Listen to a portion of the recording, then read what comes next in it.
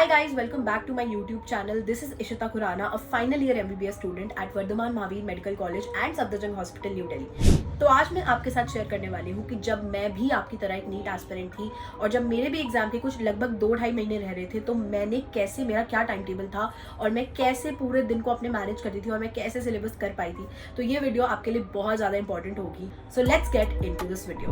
2 type के लोग होते हैं। देखो, अब या तो आप ऐसे भी होते हैं कुछ लोग कि जिनको ऐसा लगता है कि भाई सुबह हम सबसे पहले उठते ही सबसे मुश्किल और बड़ी चीज़ कर लें ताकि उसके बाद हम टेंशन फ्री हो जाए और फिर रात को हमारे पास थोड़ा थोड़ा काम बचे।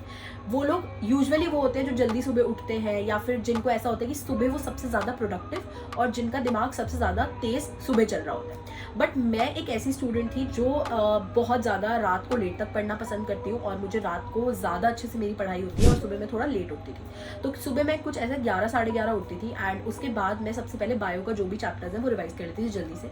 उसके बाद लंच का टाइम हो जाता था एंड एक जो मैं टिप आपको सबको देना चाहूँगी वो ये है कि क्योंकि अगर आपका एग्जाम इस बार 2 to 5 के बीच में हो रहा है तो 2 to 5 आपके दिन का ऐसा टाइम होना चाहिए जब आपका दिमाग सबसे बेस्ट फंक्शन करे। And it is very very important कि 2 से 5 के बीच में आप कभी भी नहीं सोगे। आप कोई नैप 2 से 5 के बीच नहीं लोगे।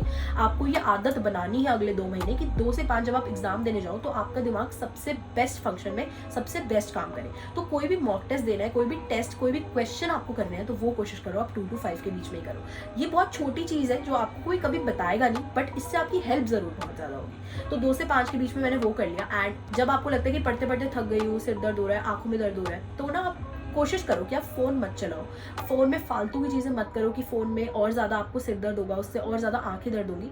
बेस्ट तरीका ये होता है कि आप लेट जाओ और आंखें बंद कर लो और आप जैसे कोई वीडियो भी देखते हो या कभी कभी होता है ना कोई गाइडेंस या जैसे आप फॉर एग्जांपल ये वीडियो भी देख रहे हो तो आप क्या करो, उसको वीडियो को आप लगा के आप ईयरफोन्स लगा के आराम से आंखें बंद करके लेट जाओ और सिर्फ सुनते रहो। तो उससे आप कोई भी काम भी कर पाओगे और आपकी आंखों को थोड़ा रेस्ट भी मिलेगा।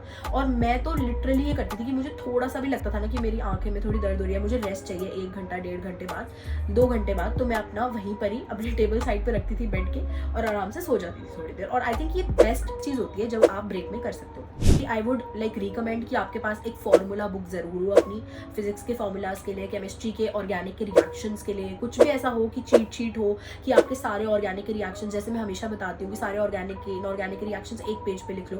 तो कोशिश करो कि जैसे चाय पी रहे हो या कॉफ़ी पी रहे हो सुबह उठ के तो एक बार वो देख लो बस। चाहे आप पढ़ो भी मत, आप एक बार नज़रों से निकालोगे ना तो बहुत चीज़ें आपको वैसे ही याद रह जाएंगी। तो ये आप चीज़ कर सकते हो ज़रूर। प्लस एक जो टिप मैं और देना चाहूँगी कि आप कोई भी टेस्ट सीरीज, कोई भी क्वेश्चन, कोई भी मॉक टेस्ट देते हो तो प्लीज़ उसका एनालिसिस करो, तभी के तभी उसका एनालिसिस करो और उसको आप जो भी गलतियां आप करते हो अपने नोट्स में ज़रूर ऐड करो। या फिर अब तो इतना कम टाइम बचा है कि आप अपनी दीवारों पे स्टिकी नोट्स करके चिपका सकते हो। उससे आपकी लिटरली बहुत हेल्प होगी क्योंकि जो गलतियां आप करोगे ना वो ही गलतियां बार बार करोगे and that is a fact. जो चीज़ आपको आती है वो आती ही रहेगी, जो आप गलत करोगे वो आप गलत करते ही जाओगे। तो इस टाइम पे ना सबसे ज़्यादा इंपॉर्टेंट है कि जो गलत कर रहे हो उसको सही कैसे करना है और उसको सही करना है। साथ में मैंने 1 महीने, लास्ट के 1 महीने सिर्फ, उसके अलावा मैं पूरे साल 1 घंटा रोज़ जिम जाती ही थी।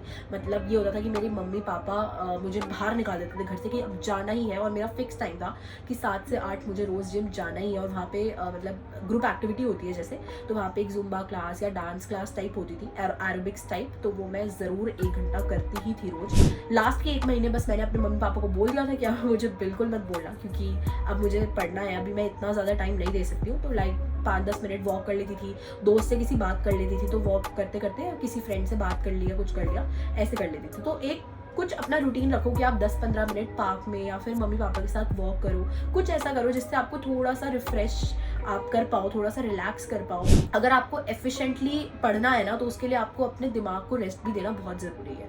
बहुत लोग ऐसे करेंगे कि 6 घंटे सोना है, 5 घंटे सोना है। मैंने लिटरली बता रही हूँ लास्ट के 1-2 महीने में तो 7 घंटे से भी ज़्यादा मैं सोई होंगी क्योंकि मुझे ये था कि भाई अगर मैं कम सोऊंगी ना तो मैं जितना पढ़ रही हूँ मैं उतना भी नहीं पढ़ सकती हूँ।